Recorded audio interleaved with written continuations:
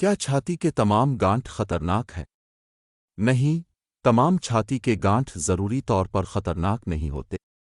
درحقیقت، بہت سے چھاتی کے گانٹھ سومی غیر کینسر والے ہوتے ہیں، اور یہ مختلف عوامل جیسے ہارمونل تبدیلیوں، سسٹس، فائبر وڈینوماس اور دیگر سومی حالات کی وجہ سے ہو سکتے ہیں۔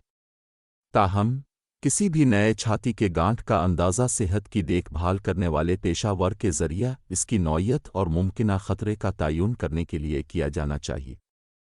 یہ ضروری ہے کہ باقاعدگی سے خود چھاتی کا معائنہ کروائیں اور سینوں میں ہونے والی کسی بھی تبدیلی سے آگاہ رہیں۔